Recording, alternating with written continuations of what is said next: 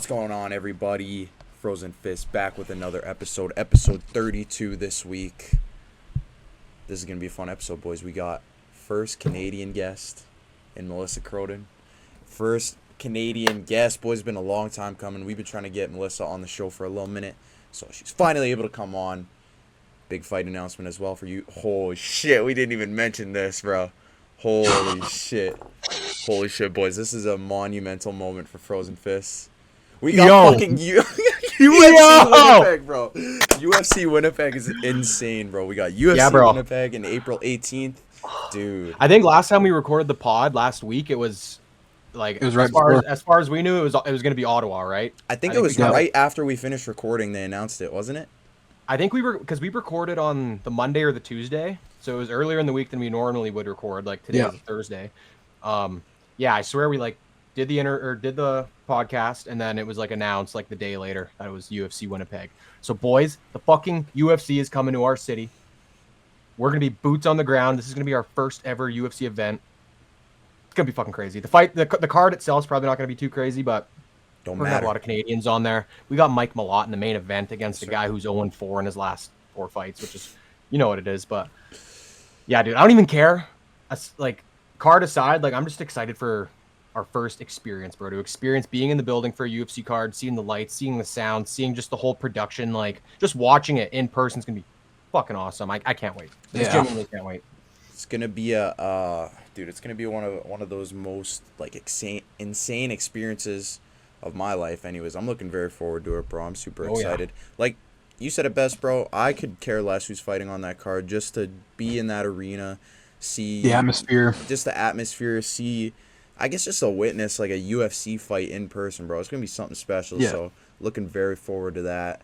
A little bit of an underwhelming card, but bro, we live in fucking Winnipeg, so we'll take what we can get, bro. The fact they're even coming back here is just insane. So super first excited. Time back in almost a decade, bro. Yeah. Last time they were here was 20. And only their third time coming here. Yep. So that's big news for your boys at Frozen Fist. We cannot wait. We cannot wait. And we gotta shout out to the UFC Canada, the UFC in general. Whoever we can get this message, whoever we can relay this message to, please get the fellas out for some media. You know, I feel like we're pretty established in this space now. We got just over 2,000 followers across all our social medias, millions of views each month. Bro, we are legit. We are a legit media team. Get us out there, UFC. We will not disappoint. This is a very, just special, important moment for us. So, UFC media, UFC press team, UFC Canada. I've been sending emails. I've been sending DMs. Please give us a chance. Let us get out there. We won't disappoint. But, I just want to add one quick shout out to our hometown Winnipeg Jets. Ooh. We're kind of stinking it up this year because I feel like that has a big part in why the UFC's coming back, is because the arena is going to be open. Yeah. I don't think we're making playoffs, but that's a good point. Yeah, shout out the Jets for stinking it up. Shout out Mark Chipman for, I'm assuming he has a part in bringing it here. So shout out you, Mark, and shout out the city of Winnipeg, bro. That's a great point. It's about time, bro. That's a great point. About damn time. Yeah, this is it also just confirms that the UFC listens to our podcast, because exactly. What is going on with these coincidences? Maybe we're just on a bit of a run. We're on a bit of a run, huh? We are, bro. I think we're just putting it in the air. You're putting it in the ether, manifesting it, bro. So, shit, man, I'm super excited. It's gonna be cool. But we got UFC Houston to talk about. We got UFC Mexico to talk about. And then we got some UFC news to go over quickly, some fight announcements and whatnot. So we'll go through that quickly. Barrett, what do you got? Yeah, so I just want to apologize to everyone. Sorry we edged you. At the end of the last episode, we said, we teased the next guest. Oh, yeah. So you guys have to wait a little longer. I think that'll be out next week. So yeah. I just feel like the timing with the Melissa interview and UFC Winnipeg, I feel like it's just right. Just work this week. You know what I mean? Just works out a bit better. But yeah, that's a good point. I forgot about that. Apologize for that, but you guys will not be disappointed with that guest. Yeah. So, but yeah, we got Melissa Croden on fighting in our hometown. So, stay tuned for that interview. So yeah, let's get into the news. Starting off, we have This is an interesting one. Dan Hooker's girlfriend broke up with him because he cheated on her with another man. This was probably one of the biggest news parts of this week. Kind of shook the Twitter space, the MMA community. Everyone was just...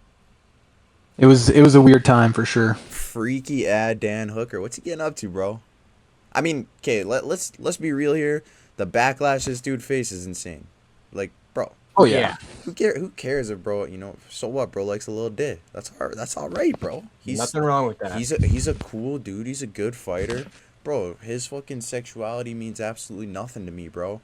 I just think the funniest thing about it is that he's in like Reddits for like swinger Reddit. It's the fact that he like cheated on her or whatnot. That's the bad part. Yeah. I think what's funniest most to me is that, like, obviously he's got a wife, he's got kids, but it's the side chick who's getting all up in arms about him cheating on her with a man.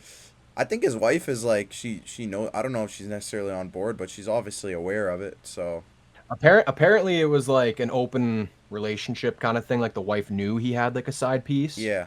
But I think it's just funny the side piece is the one getting upset. But yeah, like you said, bro, I genuinely don't care about his sexuality. I'm not looking at him any different. I think the one thing people are kind of up in arms with is, I guess, the way he treated the side piece was a little weird. I guess he would get a little rough with her and kind of just treat her like shit. But That's we don't accept. That's none of our business. But True. yeah, that was a little weird to wake up to, bro. I get to work on the Monday or the Tuesday whenever the news broke, and I'm just doing my morning dump, and I'm just on my phone scrolling, bro, and I see this fucking video of this chick come out and just giving the whole rundown. I'm like, bro, there's no way this is real, right? And then the info just kept coming out and during the day, and it's like, oh my god, Daniel Hooker, what are you doing, bro? Well, again, I don't care, but yeah, we don't care, but he fumbled a baddie, bro. She was bad. I won't even lie to you. Hey, I'm gonna stay out of it. Dan, you're still a cool dude. I fuck with your fights, but shit, bro, crazy situation. Never know what you're gonna wake up to. Holy shit. Average week in the UFC. Yeah. Next up, Dante Johnson will now face Cody Brundage for UFC 326 on March 7th. Dusko Todorovic is out. Shout out Dante. He's about a Cody Brundage, bro. Quick turnaround for him, huh? Yeah, after getting freaking TKO'd, he's about to get TKO'd again. So, interesting. But, yeah, Dante Johnson, let's run it. Big KO coming, I think. Yeah, Cody Brundage is getting fed. But I guess he's fine with it, so he's, jumping in on this. Yep. Not, I wouldn't say short notice, but he's filling in for a guy, so. Yeah. Don't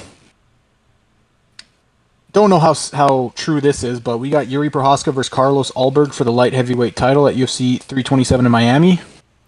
Bro, I've been hearing so many rumors about this shit. You got fucking Yuri versus Hamzat. You got damn Yuri versus Carlos. What the hell is going on? I think Yuri versus Ulberg seems a lot more likely. Yeah. Yeah. And it seems like Dana is wanting that fight more too. Yeah. I saw ESPN low-key leaked. So, you go on there, I guess, like, scheduling for these cards, UFC 327 in Miami. Apparently there was an empty slot for a light heavyweight title fight with no names there above the Josh Van Tetsuratara fight. So we'll see, man. Hopefully an announcement's coming out soon because I'm kind of tired of this shit being in the air. It sounds like Yuri wants to fight Hamzat, but I think Yuri will just fight anyone. But yeah, man, let's see it. I would like to see Yuri chin Carlos. I'm on board with both. As I know, last episode I kind of gave my rundown on the whole Hamzat situation. Can't remember. Or I don't even remember if that was just a private conversation we had. But obviously, I don't care to see Hamzat move up yet. He hasn't even defended the belt in his division. And he has so many guys to go through in that, like, so many worthwhile. There's so many fun matchups in that division for him. So it only makes sense for him to stay there. I think the Prochazka Ulberg just makes most sense. It's a little crazy. We don't have a co-main event for the Holloway Oliveira card yet, though. That's kind of weird. That's crazy. I don't think that event is in 2 weeks. It's next week. Is that next weekend? I don't think they're finding a co-main for that. Next weekend. I don't think there's a co-main, bro. I think we're just gonna get RDR versus Kyle, and I've been seeing a lot of backlash about that, but I don't mind that fight. I know it's. I don't mind it either. It's kind of a lousy. Maybe it is a bit of a lousy co-main, but I don't mind it, bro. I think the fight itself will be pretty lousy, but Yeah. name value. Like I think that's okay for a co-main. I agree. And you know, the first two cards of the year, bro, UFC 324, 325, we had so many big names on that card. So, and 323 as well, actually. There was that was a pretty stacked main card as well. So, bro, you got to expect like one stinker every now and then, right? I feel like this fan base just, they just expect the best every single fucking weekend. It's like, damn, bro, like appreciate the other guys. Yeah, I was telling you guys this card does kind of need another main card fight. I agree. Like Drew Dober versus Michael Johnson probably shouldn't be on the main card of a numbered card. Same with Rob Font Rawl. But it's I don't know. There's some good fights throughout the rest of the card. Yeah. It is pretty wild to me that I know it's only February, it's almost March, but we've only had one undisputed title fight this year so far. And we're not going to be getting another one until April 11th. Yeah. That's kind of weird. That's kind of weird to me. That's true. To be fair, we were supposed to have another one in Kayla Harrison versus Nunes, but yeah, I get what you're saying. That's only one men's title fight. Yeah. There's only been one, for the actual. I know we have the BMF coming up. Obviously, we're excited as fuck for that fight, but it's not an actual title, so yeah, interesting. But anyways, we'll keep her moving. So yeah, just to reiterate, the UFC is heading back to the hometown of Frozen Fist, Winnipeg, Manitoba on April 18th. The card was originally going to take place in Ottawa, Ontario. So, sorry for you Ontarians, you Ottawaians. I definitely feel for you guys, but at the same time, we haven't had one in a while, so. Yeah. And hey, your guys' hockey team is probably making the playoffs this year, so just enjoy that. Exactly. Right? Plus, Exactly. dude, UFC goes to Toronto fucking once a year usually, so you guys can make that hop, skip, and a jump. Exactly. So, let us celebrate this win. Let us get this win, and UFC, get the boys out for some fucking media. Let's go. So Mick Parkin is out of his UFC London fight against Mario Pinto. Felipe Franco is stepping in. That's on March 21st.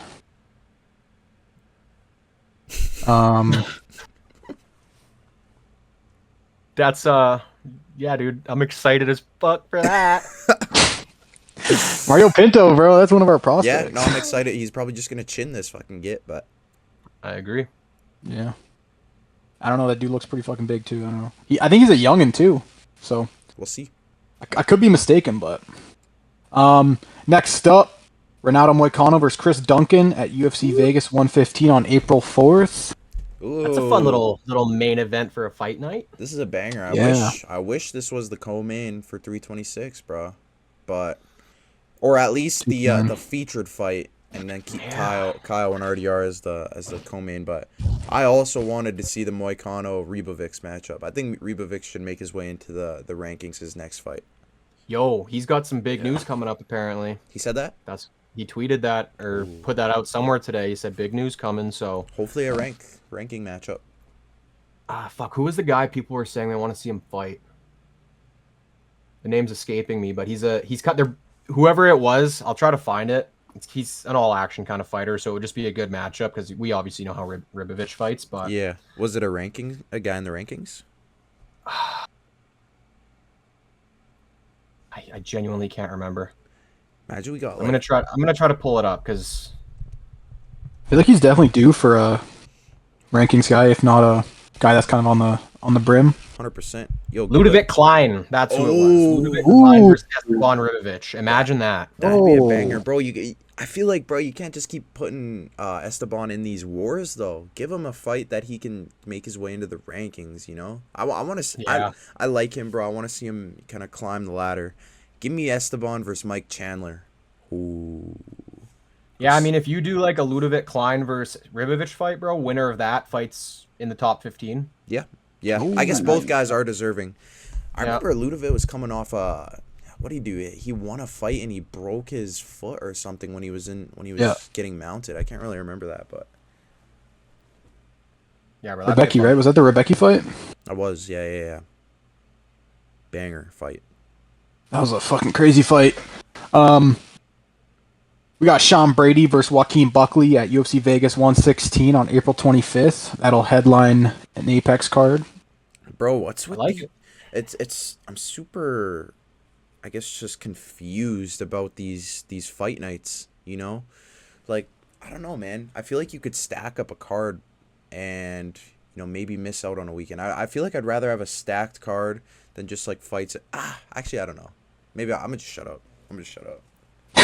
A lot of people were saying that Sean Brady versus Buckley should headline Winnipeg, but Really? People are saying that? yeah, people are saying that. But people also got to understand they like to get a Canadian guy to headline a Canadian card. That's usually how it works. I mean, or at least have Canadian. Mike Malot's the first Canadian to headline a card since like 2020, so that's infactual. They don't ever do that. Unless you consider Brennan Allen a Canadian. That's what I'm saying. That's what I said. Yeah, I don't know if you can do that though. But yeah, I don't know. I wouldn't have been mad at Brady versus Buckley here, but I really don't care where the fight is. I'm just excited to see that. That's a good matchup. I obviously think that is a really good matchup for Sean Brady. Obviously, like if he fights the way he did against who the fuck's his name? Morales, that fucking guy. If he fights the way he did against Morales against Buckley, like I could see him getting chin because Buckley's a pretty crispy striker, but at the same time, Morales game planned perfectly for that fight. That's very true. He was standing forward, bro. I don't think. I don't know. You have to game plan quite well for a guy like Sean Brady, and Mike Morales did that. I think Sean Brady will dominate this fight. I like Buckley. I think he's a great fighter. I just don't know if he's like top 5 caliber. He lost to Usman, bro. And I'm not saying Usman's bad, but he got dominated too. He got dominated. So, I don't know, man. It's an intriguing one. Hopefully, Buckley can. I'm not too sure with making this a main event at the Apex. Like this is literally the weekend after UFC Winnipeg, so it's kind of weird. Would these guys not want to fight in a packed arena? I don't know. Yeah, that's kind of what I was getting at. Is like I'd rather see this fight on like a bigger card. I feel like this fight could have even been put on 327. That's fair. Yeah. It's weird that's headlining in Apex. It's weird. I don't know. Yeah. Oh well. The performance of the nights for UFC Houston went to Jacoby Smith, Melchizedek Acosta, Euros Medic, and Sean Strickland. All well deserved. Facts. Yep. Next up, Loner Kavanaugh is out of the flyweight rankings right before his UFC main event and is replaced by Joseph Morales. I mean, he shouldn't have even been there in the first place. But shit, dude, I'm actually looking quite forward to this fight now. Honestly, now that it's getting a bit closer, I feel like before I wasn't as hyped for it, but I don't know, bro. I feel like it's gonna be a good little scrap. Probably. I think the fight itself will be okay. Obviously, it's not unfortunate, but like, when do you ever really see like an unranked guy going up to fight? What's probably seventh, fifth, or fourth. I was gonna say fourth. I thought maybe he was 6, but yeah, I thought 7. I don't know. It don't matter. All right, dude, 6. 7. He's 6, ranked 6. Okay. So like, yeah, kind of crazy. Like if he wins that fight, you just jump right into top 6. Like, good for you. But yeah, I think it'll be I definitely think it'll be a tough challenge for Loner. Yeah. We got Curtis Blades versus Josh Hokett at UFC 327 on April 11th. I'm so excited for this fight, yeah, bro. What a jump. This is huge. They're putting the rocket ship on Josh Hokett. Understandably, he talks a fucking big game, so I feel like it's one of those guys the UFC is like, hey, we're going to put him out there. Obviously, we don't know how the UFC really feels about him, but I could guess. Put him out there against a guy in the... What is Blades ranked? Is he in the top 5? I'm pretty sure he is. Gotta be. Like, if not, like, right outside. Bro. If he wins, perfect. This guy's fucking doing exactly what he's here and what he's saying he's going to do. If he loses, then it's kind of like, okay, all that talk kind of just out the door. Like, you just got to kind of, I don't know, get back into the fucking game. But yeah, dude, I'm a fan of Josh Hokett. I don't really like all the antics after, during the media and shit like that. But as a fighter itself in the cage, bro, he's entertaining as fuck. Yeah. First got to knock someone out with a middle finger. Pretty cool. But yeah, bro, Curtis Blades is going to be a tough test for him, but I'm excited for that, bro. We'll see how he fares, dude. That is a huge step up in competition. Huge. I don't know if he'll be ready, but we'll see. And height and weight. Curtis is 6'4", 260. Josh Hokett is 6'1", 230. Yeah. So going up against a bigger dude. And it's not like Curtis Blades is like a bad wrestler or anything either. You know, this guy's pretty well rounded. I'm interested. I don't think this is going to be a good night for Josh Hokett. No. And like as big of a jump as it is for Josh Hokett, I feel like it kind of does make sense. Because like we've always talked about, this division is so watered down, bro. Is there really a point in just continuing to feed Josh Hokett these cans that he's just going to kind of take out? Yeah. Give him someone who's going to be competitive, who's actually going to give him a fight, and we'll see how he handles it. But as crazy as it might be to say, bro, I kind of like Hokett in this. I'm not going to lie. Okay. Hey, he's got the momentum, bro. That's what I'm saying. And he's going out there and he's kind of just, in a sense, bullying guys. Like, I know the Denzel Freemans aren't even in the same sphere as a Curtis Blades, but I don't know, bro. I think that's a winnable fight for him, but I obviously wouldn't be surprised if Curtis just kind of does his thing. Yeah. No, that's I feel like Curtis Blades has just been within that top 5 for so long and has just kind of been, I mean, he's experienced, obviously, and all that, so. Yeah. And you don't, like we just said, you don't often see guys that are unranked jump into the top 10, let alone the top 5. So. Very rare, very rare. Yeah, we'll see, man. I'm actually pretty excited for that one. We need to see one day Josh Hokett versus Steven Asplund. Need that fight one day. Yep.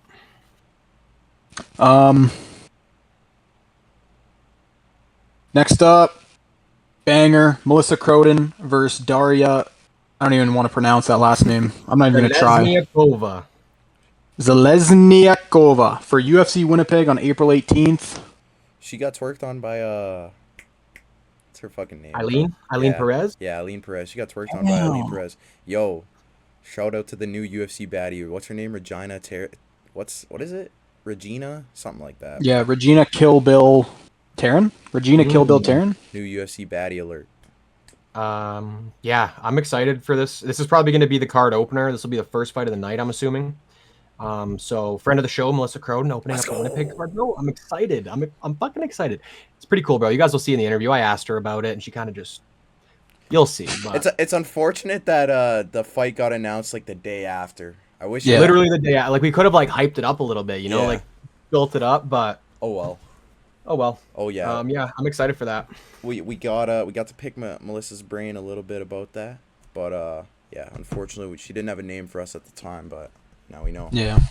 Give me Melissa by round 3 KO TKO. That's my prediction, bro. Maybe even second. You never know. Let's run it. Let's run it. We got an interesting one. Another Frozen Fist guest. Gianni Vasquez has been removed from the UFC roster. They want to see him fight once more on the regional scene, and then they'll bring him back to the UFC. I understand it, but I understand it, but it doesn't make sense to me at the same time. Just let this dude fucking fight, bro. Yeah. He took a huge risk fighting on 2 days' notice. Yes, he missed weight. It's fucking hard to cut that much weight in a short amount of time, bro. Give this guy a break. Like, he's earned his I feel like weight. you should be rewarding him. Yeah, I agree. By just like giving him another fight in the UFC, something he can actually properly prepare for. Yeah, exactly. It's interesting. It's an interesting decision, but I have no doubt that Gianni will be making his way back very soon. I would like to see him get a full camp in, you know, in the UFC. That would have been cool, but that's what I mean. Like, he did the UFC a favor by keeping that fight on the card. Like, yeah, just give him the proper amount of time to get ready for another fight. Like, you don't got to give him. Who was the guy he fought again? What was his name? Javid Basharat. Yeah, it was Javid, right? Like that's a good fighter, bro. And I feel like he did pretty good considering all the things you just mentioned. Like, yep. But yeah, like you said, I'm not mad about it. I'm assuming, or I'm pretty positive he'll go out there and kind of get some results and come back. So yeah, we'll see him in the UFC again, no doubt. Yeah, Javid got his contract taken away, and then Gianni got taken off the roster. Very weird situation. I don't really understand, but whatever, dude. I'm sure he'll be back, and he'll be back hungrier than ever. Yeah. And finally, Robert Valentin versus Julian LeBlanc for UFC Winnipeg on April 18th. Another Winnipeg edition. Shout out Brandon LeBlanc. Shout out. I think this fight will be the opener of the card. You got Robert. Yeah. He's 0-3 in the UFC. Julian making his UFC debut. Julian will be a Frozen Fizz guest. We're working on that. Maybe in the next week or so, we'll be getting an interview with him. Also, Josiah Harrell. Josiah Harrell is still willing to come on the show. But anyways, Let's go. yeah, man, this is a cool little fight. Hopefully, the Canadian can get it done in his debut. We're gonna interview every single Canadian on the Winnipeg card. Let's go. Hey. Got to. Yeah, I'm not big on Valentin. What'd you say he was 0-3? Yeah. Like when against the Tebagoche, when he was kind of just telling him to come, and he just didn't throw anything and just got knocked out. Like, it's not a good look. But Julian LeBlanc, I don't really know anything about him. Good Canadian boy, so it'll be fun to kind of pick his brain and see how excited he is to come to our city. It'll be fun. Yeah. Gonna be dope. That being said, we got UFC Houston to talk about. Sorry, boys. The boys are in a little bit of a rush today, so we gotta chip this one away kind of quick. But we got UFC Houston to talk about. Couple prelims we want to mention. Obviously, Carly Giudice, friend of the show. Man, did she look good, man. Holy shit. Some scary moments. Some scary moments. Had Juliana on her back, but was able to weather the storm. Got out of those chokes and just pieced her apart on the feet. It was insane. It was an absolute clinic. I think it was 30-27. I could see people saying a 29-28. But to me, it was a 30-27. Carly looked amazing. So shout out to Carly. Next one I want to mention is Jean-Paul Lebosniani. I like this dude, man. I like this dude. He's funny. He's got good character. And Phil Rowe was kind of, I don't know, bro. He looked a little hesitant. But I think Jean-Paul has a bright future, dude. He's able to mix it up in all the martial arts. He's able to wrestle. He's got pretty good striking. He's a little bit of a smaller guy for that division, but he makes it work. And yeah, I fucking like that dude, man. Jocelyn Edwards, bro. Did you hear she broke Cornell's fucking collarbone with that slam? Heard it. Bro, you could listen back in that clip. You can literally hear a pop as she hits the canvas. You can hear that shit. That shit sounded gnarly. That shit was gnarly. That was a beautiful little sequence by Jocelyn Edwards. She's good, bro. She's good. She is. Give her a top 5 maybe in the bantamweight, women's bantamweight, but top 10 makes sense for sure. But maybe even give her a top 5. I think she's ready. Alden Correa, this dude looked amazing too. Got Alibi Idris, kind of I wouldn't say dominated. Odie had his moments, but it was a pretty one-sided fight. Carlos Lilo, Chidi, fucking good fight, man. I don't know if that was fight of the night, but I think it could have been. I don't even know if they announced the fight of the night, did they? There wasn't any. Interesting. Wow. Bro. Well, that was a perfect opportunity for one right there. That was a scrap. Seen a lot of people say that Carlos Leal robbed Chidi, but I don't know, bro. I don't know. I felt like Carlos Leal was the right guy to give it to. I don't know. I wouldn't have been mad with either guy, to be honest, but I've seen a lot of people Could have been a draw. Yeah. It was a super close fight, bro. Those striking numbers are on par with each other. Yeah. No takedowns for each dude, but yeah. I feel like Carlos was landing some of the more significant stuff. So maybe that's where I come in on that. But anyways, we got the main card kicking it off. Interesting decision by the judges here. Michelle Pereira versus Zach Reese. In my opinion, bro, I think Zach Reese won this fight. Looking at it, doing the eye test, yes, a lot more visible damage to Zach. He was bleeding a lot. I don't think that's necessarily always the best metric to, judge it off of. But judges ended up giving this one to Michelle Pereira. This dude's so interesting, bro. He's got a fun style to watch, but he doesn't win fights that he should win. I don't think he won this fight. I don't think this raises his stock at all. I don't know. It's an interesting one. I think you said it perfectly, honestly. Like, I was going to mention, like you said, on that whole damage aspect side of things, like there's guys who have a lot of scar tissue on their face that's very easily openable. So it's as easy as just popping a guy with a jab and his eyebrow comes open. You know what I mean? So it's like, can you really base the physical way they look damage-wise for the whole fight? I don't know. I think it was a close fight. I had Zachary Reese winning, but It is what it is, dude. Yeah. I'm not too upset. Yeah, 100% agree. I'm also a little biased because if the judges gave this to Reese, I would have went perfect 5 for 5 on the main card. So, whatever, dude. 6. Shit happens. 6 for 6. Oh, I would have went 6 for 6. Okay, well, there you go. So shit happens. Whatever, dude. Yeah, is what it is. Yeah, interesting choice by the judges, but anyways, we move. We got Jacoby Smith versus Josiah Harrell, the battle of the undefeateds. Wow. Jacoby Smith is fucking legit, man. Jacoby Smith. I'm not surprised it went this way, but I also didn't think it was going to go this way. I guess I just didn't really have too much tape on Josiah Harrell, but from what I heard, he seemed pretty legit. I'm not saying he's not, but I think it's more Jacoby Smith is just he's as legit as it can really get. Bit of a scary scene there. Yeah. Oh, hard to watch. I know the ref tried getting in, but like you got to do more than that to get a guy off someone. You can't just kind of come in there and touch him. You know what I mean? Yeah. I know Jacoby Smith landed 3 or 4 other hammer fists while the ref was kind of like on top of both of them. But you got to shove them off, bro. You got to just do a better job at stopping the physical fight.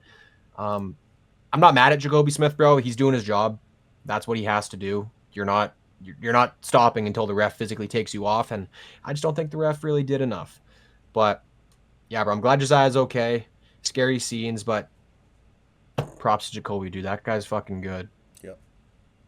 Wow, I'm a little, yeah, I have a little different opinion on that. I do think it's on both the ref and Jacoby, although when the ref got in there, Jacoby landed an extra 2 or 3 strikes, where, once the ref's in there, bro, you gotta stop. You gotta stop swinging on that guy. Like you clearly have the ref laying on Josiah. Like, why are you still throwing? It just weird. I know you're in the situation. I know you're just throwing. But I feel like you didn't need to throw those extra strikes at all. So I agree. I'm on both sides of it. I could see both sides. I'm sure bro was just flowing with adrenaline. It's a split second moment, right? So I don't blame either the ref or Jacoby, but it was a fucking scary situation, especially with Josiah's history with the brain surgery and whatnot. But happy to see that he's okay, and yeah, just happy to see that he's recovering well. So moving on from that one, we got Sergey Spivak versus Ante Delia. yeah, I really did think this fight was gonna finish. I thought Ante Delia would put Sergey out, but Sergey took it to the decision. Honestly, kind of dominated that fight, brother. He looked good. He did look good.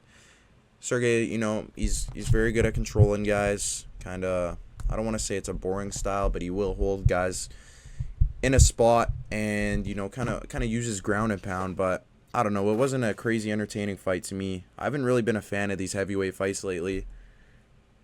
Yeah, not much else to say. I really don't have much else to add. I thought Ante would be able to pull it off, and I know I said last episode I'm not high on Spivak. I'm still really not. Yeah. But he did enough to get it done, so good for him. Yeah. I had Spivak. I think he's overall the better fighter. Has been doing it. Has been within that top 10, whatever. And I don't think Delia is that game breaking. And I couldn't see him knocking out Spivak, so that's why I had Spivak in that one. That's valid. Not crazy, but yeah, I mean, like I said, I haven't been really impressed with these heavyweight fights lately. Hoping that they can redeem themselves to me a little bit. But moving on, we got the featured fight: Mel Costa versus Dan Ige. Wow, is Mel Costa fucking good, man? Is he ever fucking good? This dude has some of the best kicking in the UFC, best kickboxing. Dude, this is the matchup you gotta make in Melk versus Giga. I mean, you gotta move Melk up the rankings, but fuck, he's so good, man. And that would just be a fun clashing of styles. But Man, I didn't realize how late into the round that finish actually came. Like 4 seconds left. Yeah, Jeez. yeah, and fuck, dude, just like pure domination from Melk the whole first round, from what I remember. I mean, I just remember he was drilling body kicks, just mixing it up well, and caught Dan really nice. I think Dan got a little lazy, put his lead hand down, and Melk capitalized and fucking broke his orbital, I'm pretty sure, with a spinning heel kick. So, that was pretty gangster, bro. Gangster shit. Lovely finish. Yeah, like we said last episode, we like milk. That kick was beautiful. Yup, unreal. Co-main event, Euros Madik versus Jeff Neal. This went exactly the way I thought it would, bro. I knew this fight wasn't making it out the first. Just didn't know who was going to get it done. I did have Euros, and that's the way it went. Kind of a weird knockout. Like, just skimmed Jeff's temple, but just... Is Jeff Neal losing his chin, bro? I think you might, man. Did Carlos Prates permanently damage that skull? I was just about to say, bro, I think CP fucking put a dent in that skull for life, man. I don't know. I like Jeff Neal. He's got a cool story. I mean, he just came out and said that he's finally like off drugs and stuff. Had a drug addiction for 5 years and wanted to see him do well, but Euros has momentum, and I think he's gonna make his way up the 170 ranks a little bit. I mean, 170 is the best division in the UFC right now, in my opinion. So we'll see how far he makes it up those rankings, but he's been looking good as of late. Yeah, bro. Medic looked good. Like you said, I kind of expected a finish in this fight from either side. Yeah, a little bit of a weird finish, bro. Kind of, it was like a grazing overhand, grazing hook, maybe, that kind of just like skimmed his temple and just lights out, snot out, fucking. Yeah, bro. That was a good little knockout, bro. But sure. Jeff Neal, I feel like it's kind of just it's catching up to him, bro. He's on the older side now.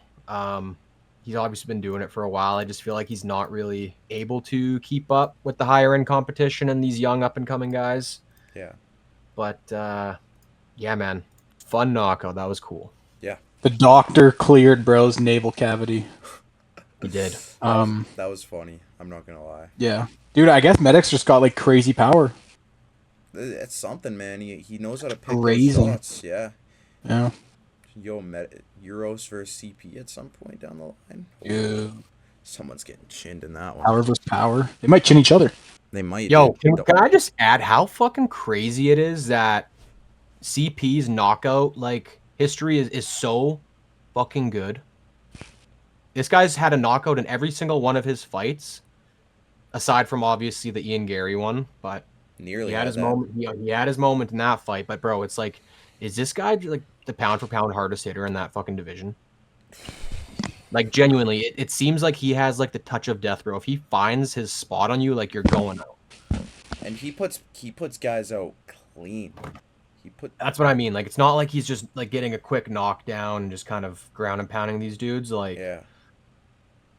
He puts. I think there's definitely a case to be made for that. Yeah. He puts people's lights out, man. That's why I think. Dude.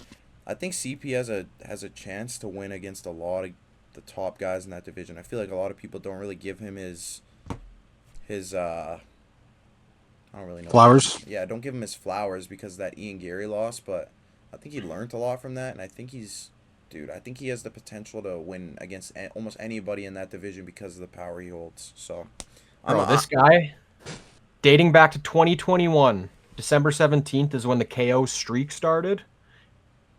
Every fight he's been in since then has been a knockout win, aside from the Ian Gary one. Yeah, fucking insane. Conor McGregor's next. Yeah, I guess we gotta mention that, dude. Is that gonna happen? What do we think about that, boys? I don't know. I can't see it.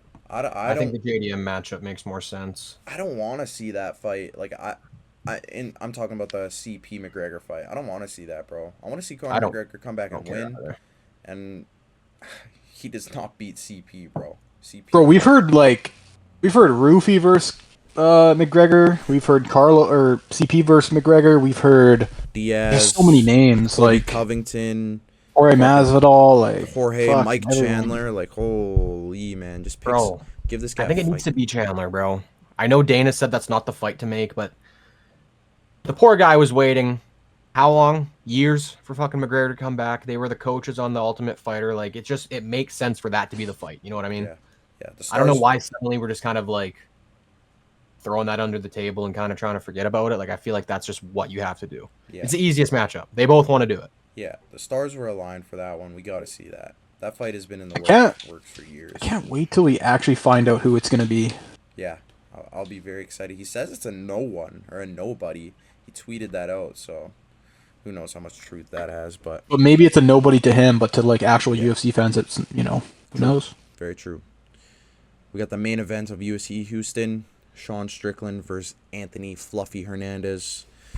Well, bro, I don't think any of us fucking predicted it going this way. Barrett predicted Sean Strickland right, but a third round. I said decision. I did not expect a TKO. Yeah, a third round TKO is fucking insane. But he looked good, man. I don't know. He looked fucking good. I don't know. This might be a hot take. Yeah. I think he looked better in this fight than he did in the Adesanya fight. 100%, bro. He looked so... I agree. I don't think that's a hot take at all. I think he looked so sharp. No, he was keeping... But that's also Adesanya. True. That's a little bit of a higher competition than Fluffy. At this point, I don't know if that is, though. But anyways... I would say it is. At that point, I think Adesanya was just better. Yeah.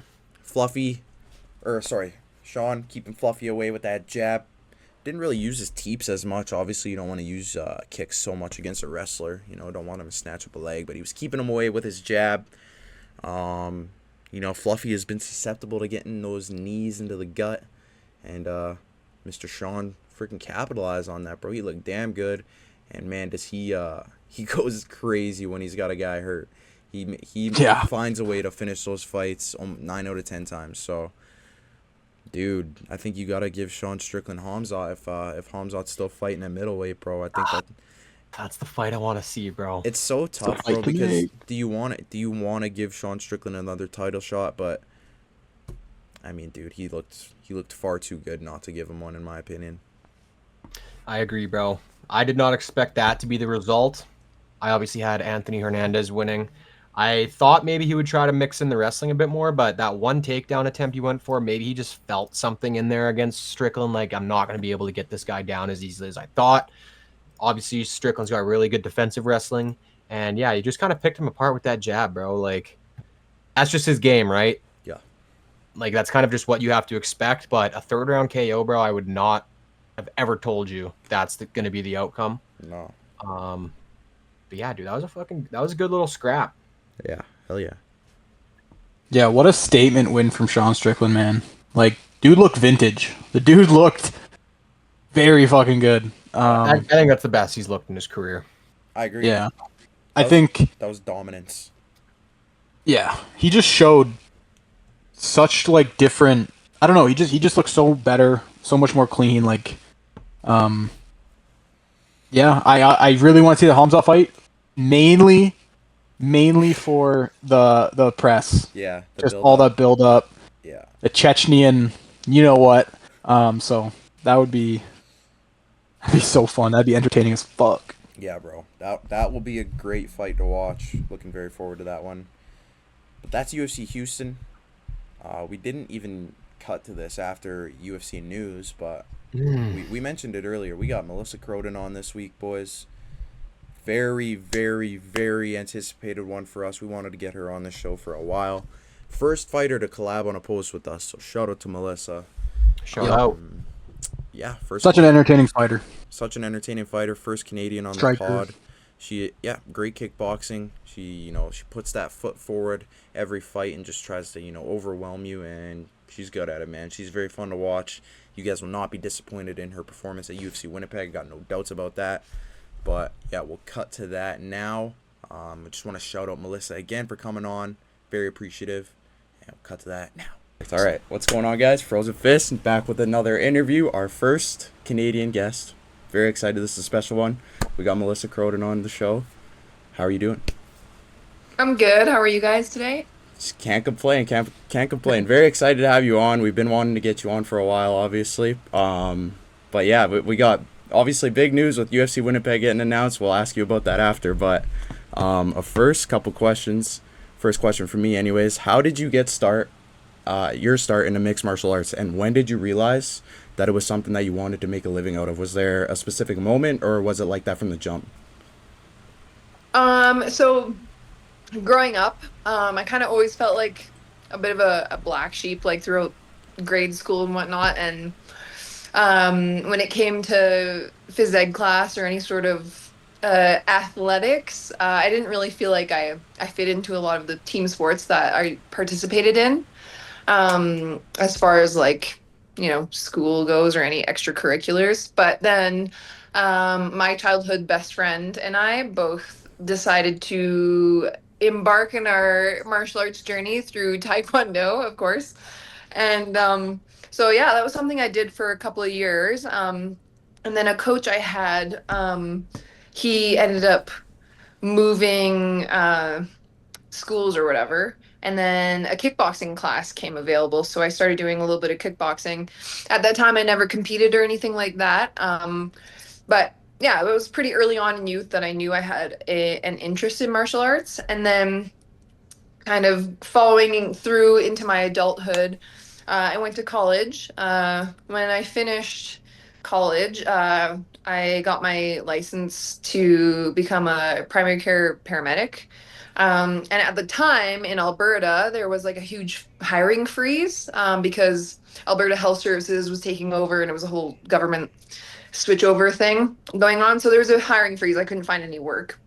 And so I was like, I need something to occupy my time. And a friend of mine that I worked with was getting ready for a kickboxing fight. And so, yeah, I just found interest in it and found martial arts again and started training, primarily striking, but then found my way into jujitsu and whatnot.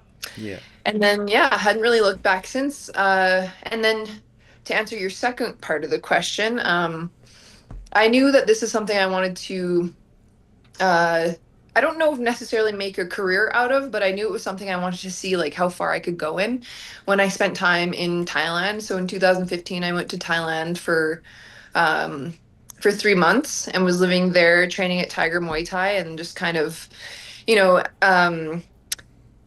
immersing myself in the world of being a fighter and seeing like if I can handle that kind of lifestyle and like really push the limits of what I knew as far as fighting went. And then when I came home, it was like, this is what I'm doing. Yeah, fair enough. Yeah, I have a teammate who just went to Thailand too. He said it was life-changing experience, so completely understandable. You also said that not a fan of the team sports. Did you play any team sports growing up, or was that just something that you kind of learned from school? Obviously, Canadian. We all played hockey here. Soccer is a big thing too. Was there any team sports? No, unfortunately. I wish I was like encouraged more to do team sports because I think I would have excelled at any athletics that I pursued because I think I'm just naturally an athletic person. Yeah. But yeah, I just think because maybe I was just socially awkward, it wasn't something that I wasn't like super motivated or like Yeah. I was didn't want to put myself out there in that way. So I kind of went as far as like stereotypes growing up. I went towards more the artsy weirdo side of things as Yeah. opposed to being the jock or the athlete. So Fair enough. Sure.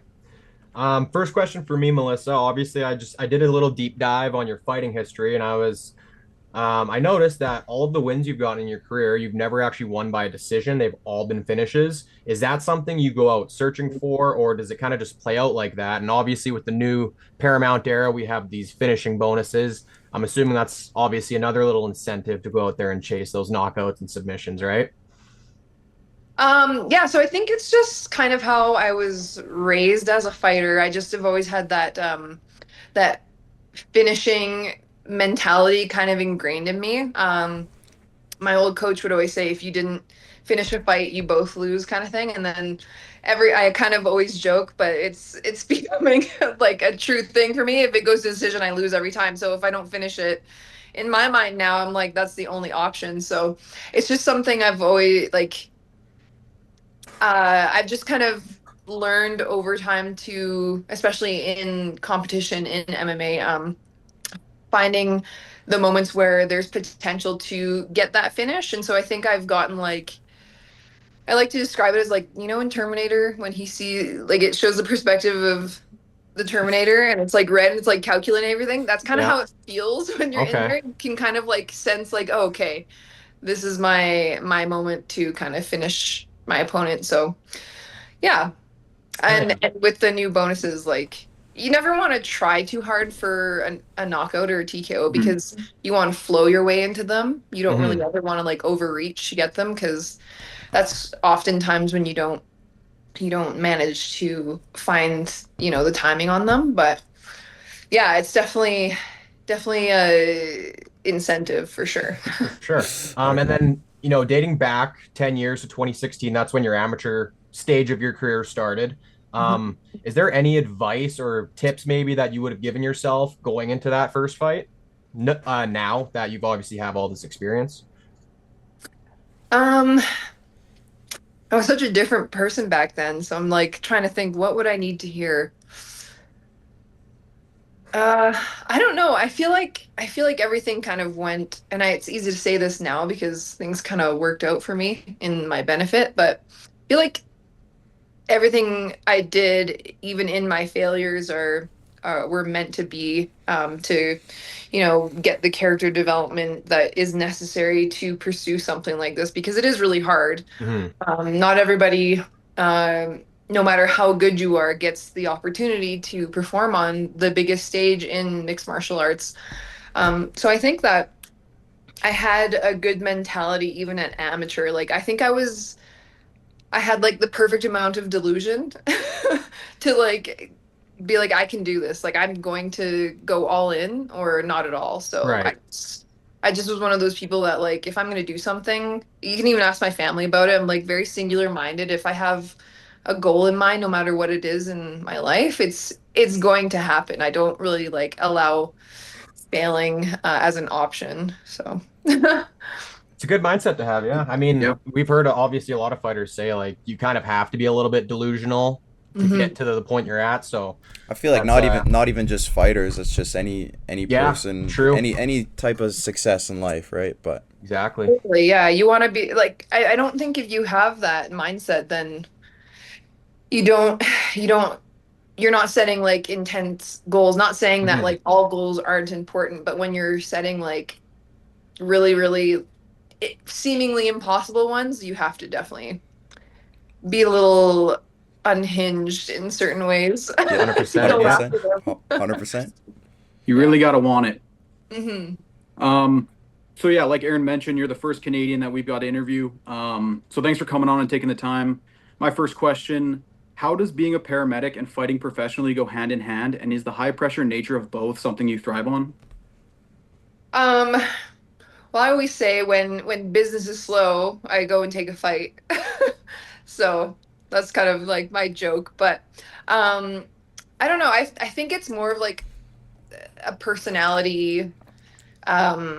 The where you see parallels, it's more like I have the certain type of personality that thrives in chaotic environments and thrives under pressure. So I think you see a lot of people that work in front lines do kind of get drawn to the combat world. But yeah, I don't know. I think honestly, it's just how my personality is. I just enjoy chaos. I enjoy problem solving. I enjoy pushing boundaries of myself to see like how far I can push myself under pressure and yeah. So I think they're just reflective in that way. Fair Yeah. enough. It is kind of funny that you both help people and hurt people. Very different situations, obviously, but probably Yeah. very similar too in some aspects. Yeah, I definitely have a paradoxical way of life, but that's where you find like the most growth is in Yeah. like paradoxical situations. Yeah. So 100%. Next one for me. So obviously December, first loss in the UFC against Luana Santos. What kind of lessons can you take away from a fight like that? Fight obviously didn't go your way, but it was competitive the whole way through, and you had your moments in the fight as well. So what can you take away from a fight like that? Um, I think I learned a lot from that because it was a quick turnaround. I've never experienced a quick turnaround before like that. I've always wanted to. I've always been open to taking short notice fights if if it feels right. And I think it was important to understand to take myself as a professional athlete seriously because fighting's kind of weird. It's like you have other sports like hockey, football, and soccer and everything. They all have seasons. Yeah. MMA doesn't have seasons. We have no off seasons. We have no Yeah. on seasons. It's just always you're always want going, going. You don't know. You're kind of at the mercy of opportunity, right? So you want to always be prepared for those intense moments. So I don't.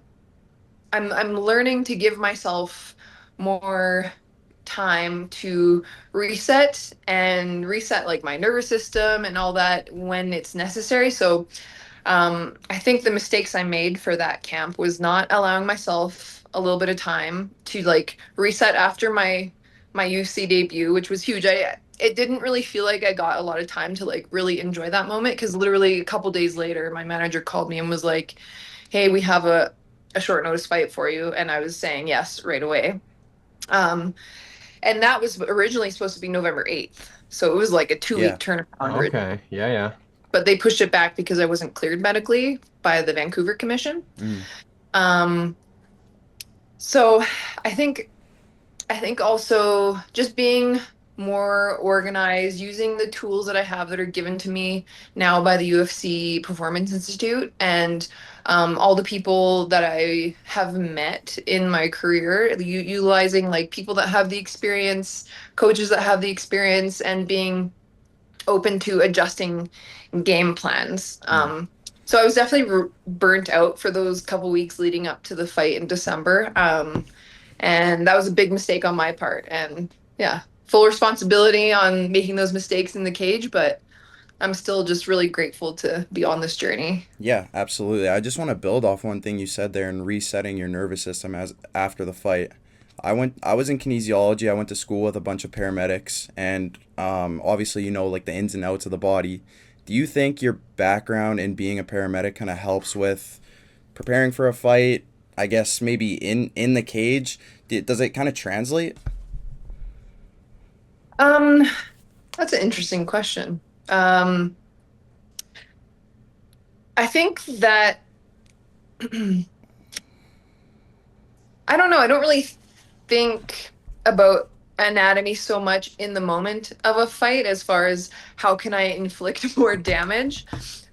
Maybe it's kind of opposite in ways because I see like a lot of people sick and injured in my line of work, and I see how like fragile the human body can be and like how easy it is to lose your health in my job. Mm-hmm. But then in MMA, it's the opposite. We're like putting ourselves in harm way, yet fighters always overcome injuries and illnesses because they're used to redlining themselves Yeah. constantly.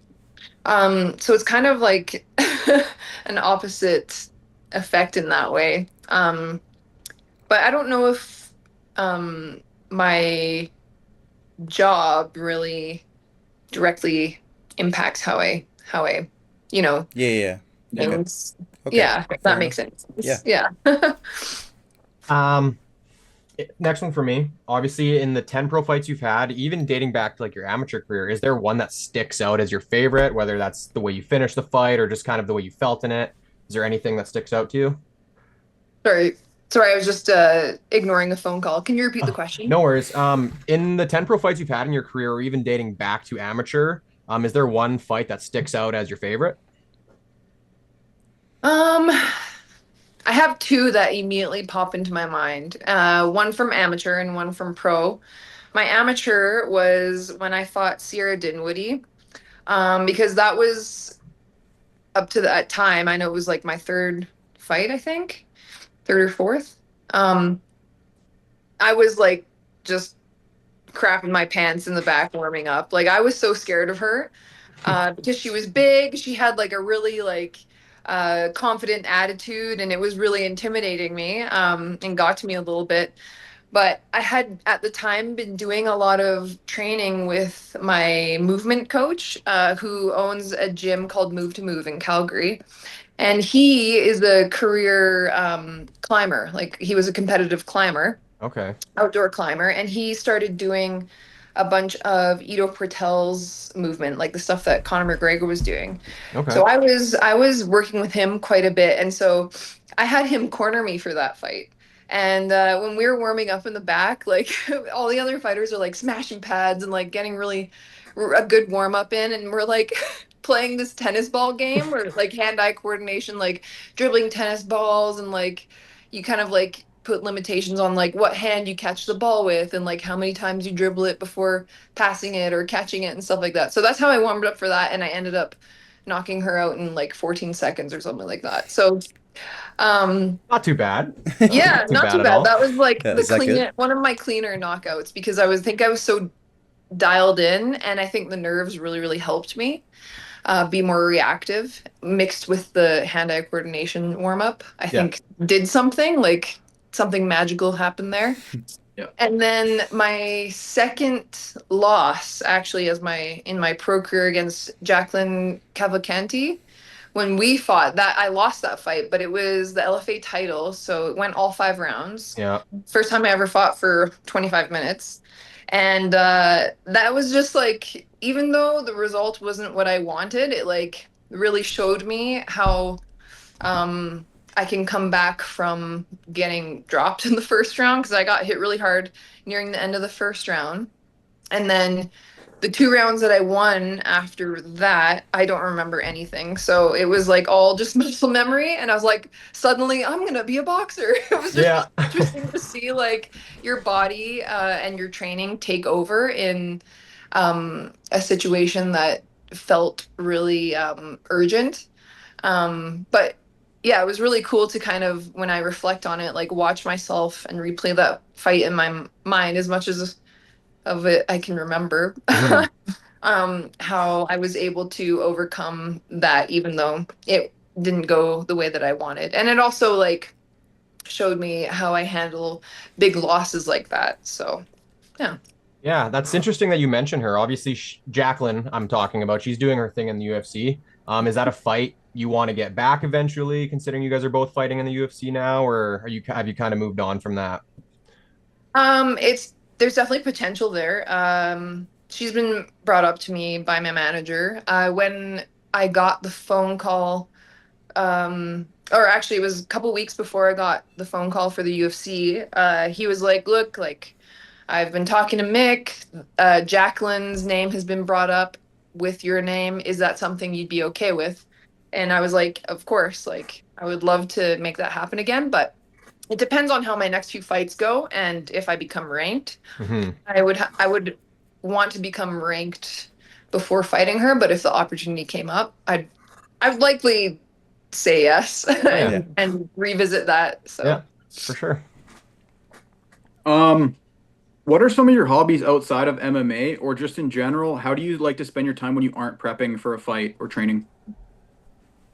lately in life, I spend a lot of my free time giving my attention to my family and my friends and just making sure that I'm not taking more time from them because throughout my journey in martial arts, it's been quite consuming and I feel that I've lost a lot of time with people that I love. And as you get older, obviously, um, people get older with you. So you get to those wake up calls, like if you've lost a loved one or something like that, where you really start to embrace the time that you have with people and having moments and creating new memories with friends and family. So I primarily put them in the forefront these days. And then yeah, I walk a lot in the summertime. I hike quite a bit because Alberta has beautiful mountains Oh yeah.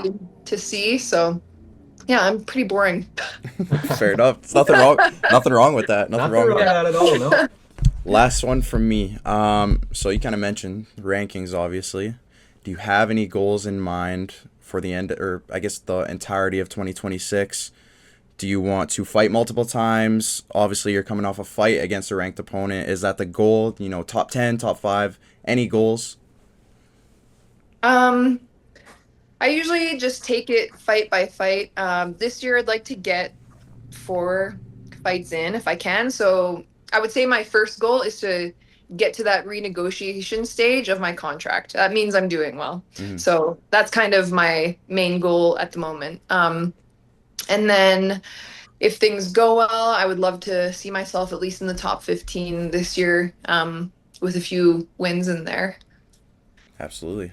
Well, I must say, I think that you'll be making your way back in there. I would love to see the Luana Santos match or rematch at some point because I think you can win that fight very, very, very easily. but she's a good I know wrestler. I messed up. No. I'm not sorry. saying that. I'm not saying that. Not saying that. But I'm saying it. she's a great wrestler. But I think that you have everything to be in that caliber, the top caliber of that division. So, Thank you. I think you'll get there soon for sure. Thank you. No doubt. Yeah. So last one for me. Obviously, the last time we saw you in the Octagon was a couple months ago, back in December. Like Aaron mentioned when you first got on here, Winnipeg is getting the first card since 2017. This will be the first time it's in our city since we've actually started watching it.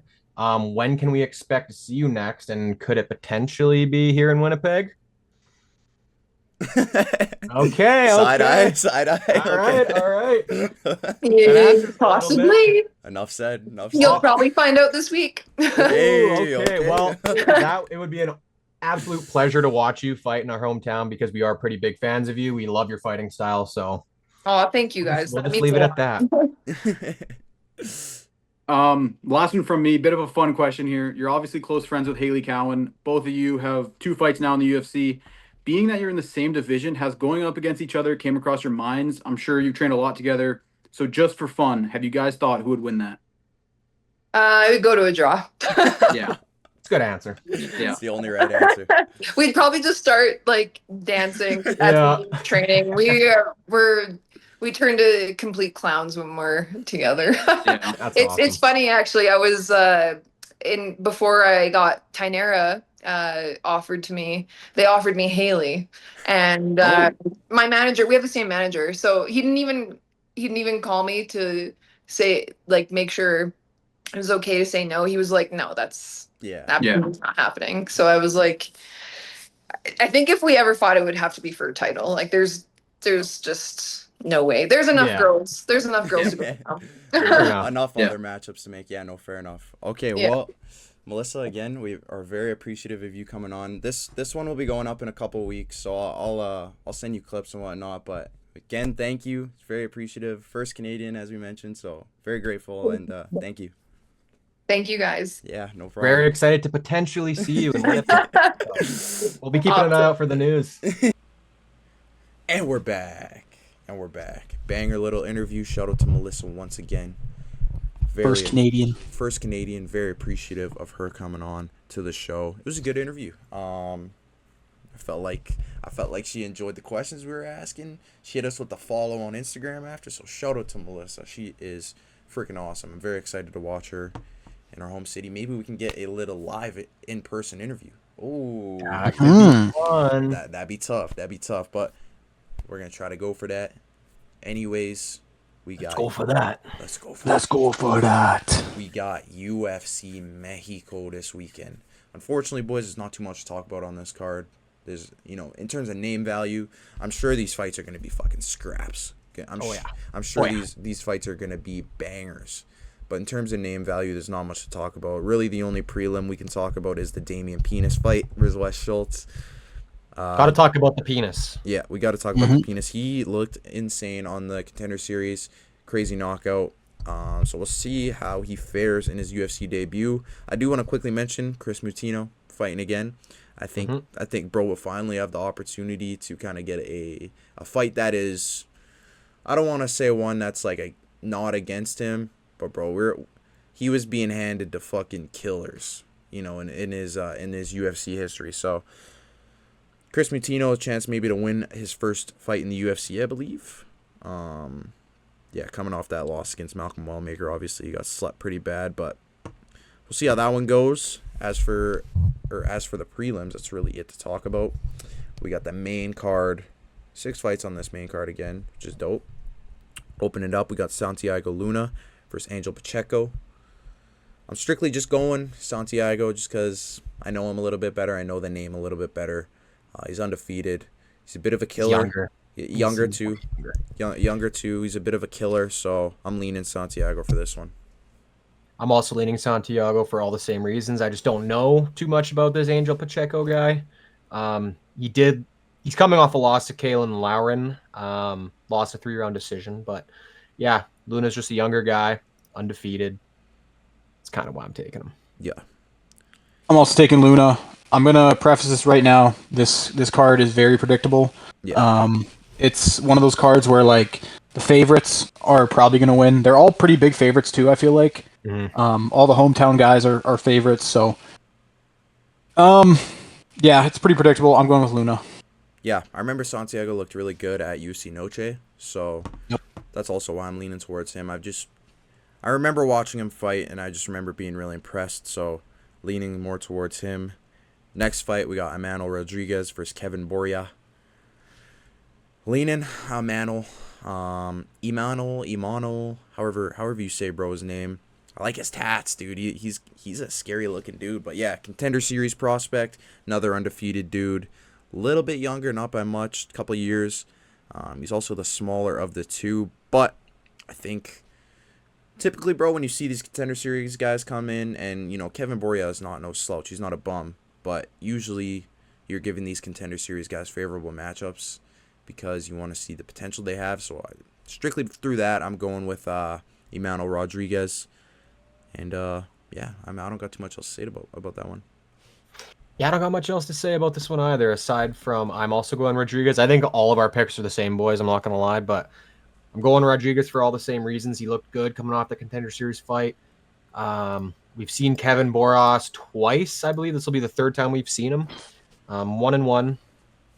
Last fight didn't look the best against Sumaderji. Those striking numbers are very, very low.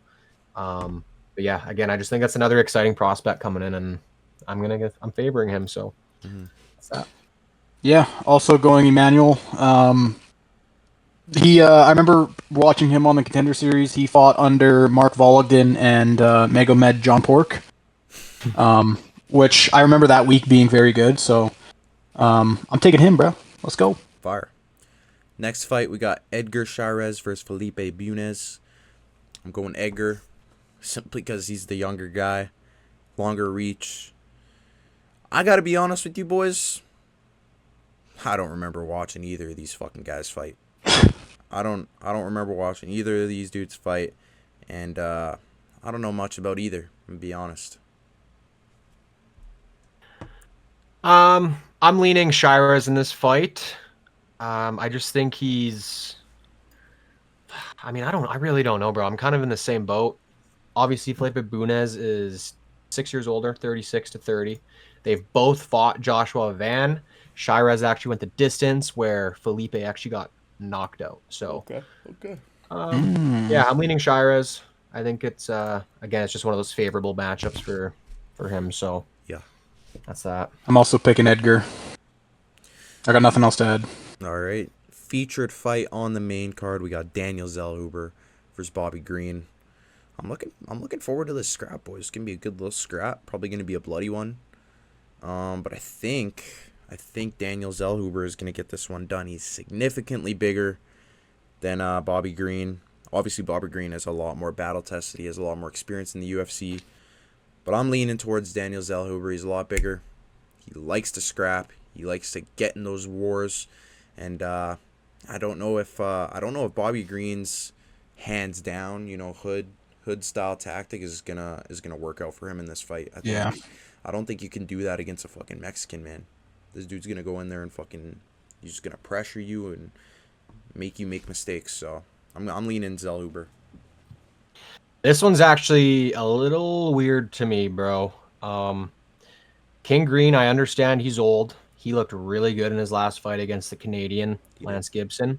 Zellhuber's a fucking huge favorite. Last time out against Michael Johnson, I believe he was around the same, big favorite in that fight. We all saw how that went.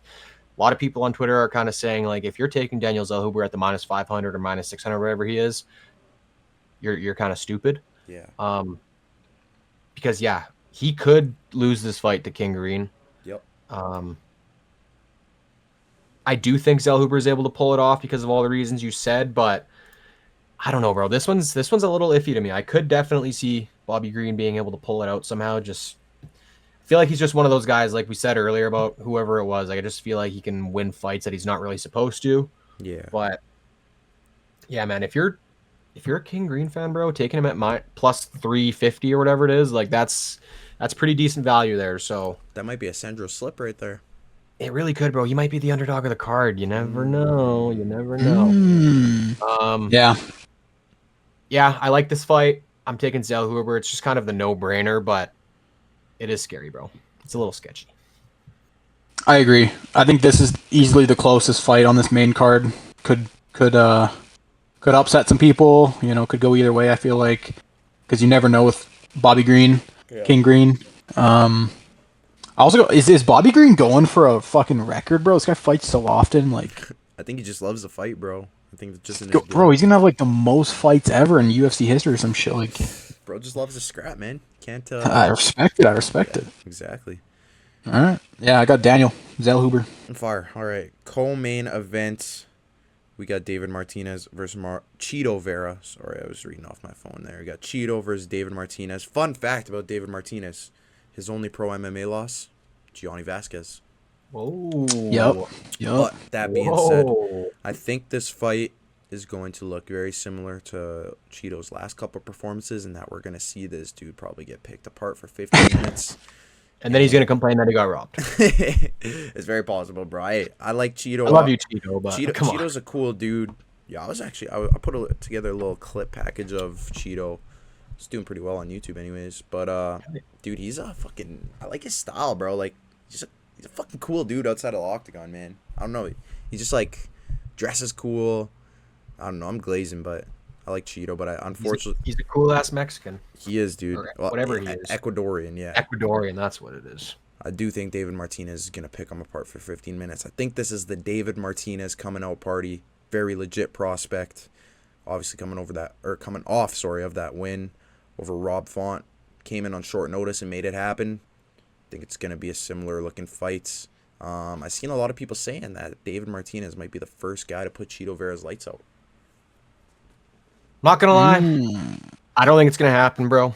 Cheeto's fucking got an iron chin, but I think it's gonna be kind of just the classic Cheeto experience. He's gonna come out there, he's gonna have very low output, he's gonna have a very slow start, and he might be able to squeeze out a second round or a third round kind of on the scorecards, but I do think it'll probably be a 30-27 David Martinez, just because I feel like he's gonna be more active, punching, kicking more, doing whatever he does. And then again, I just think I don't know, bro. Those Cheeto fights, as much as I like him, he just doesn't really chase a finish or chase action. Like it's very low output, and he's a notoriously slow starter. So I like this for David Martinez. Pretty funny actually. The UFC posted a little thing for Cheeto Vera talking about like this big finisher or whatever. Like he's gotten all these finishes in bantamweight. Yeah.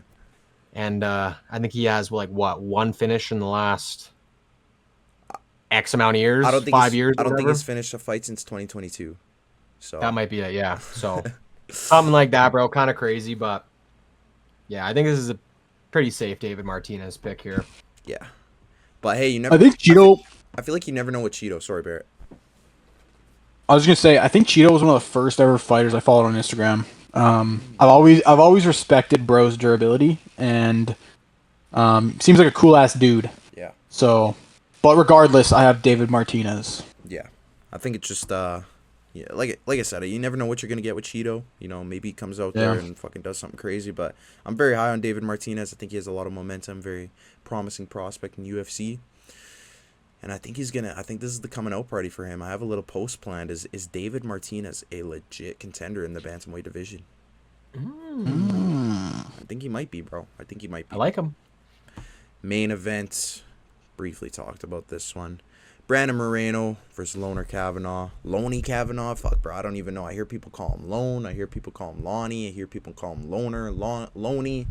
Who fucking knows what this dude's name is? But Loner Kavanaugh. Let me say something right here, bro. I am a Loner Kavanaugh fan. I like this dude. I was very high on him before he lost to Charles Johnson. I still am high on him. He got caught. That happens. I think just a rookie mistake, man. You learn from that. Yeah, but I think Brandon Moreno is going to show that there's levels to this game. I think he's going to show that experience goes a long way in MMA. And I just think that he's going to either finish this fight or he's going to dominate for 5 rounds. I am in the same boat as you, brother.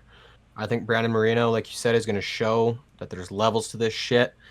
Obviously, this fight's in Mexico, bro. Higher altitude. We're going to see how Loner Kavanaugh's gas tank can keep up.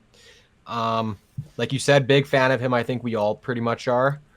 But yeah, it's just one of those fights, bro. Brandon Moreno, he's a fucking vet, former champion. He's been just doing it much longer, and it'll be fucking pretty crazy if somehow Loner Kavanaugh is able to pull this off, because then that just skyrockets him right into those, the top 6 essentially. So, yep. Josh Van type shit. Yeah, exactly. So this is fuck. I'm not hype level wise crazy excited for it, but it should be a pretty good scrap.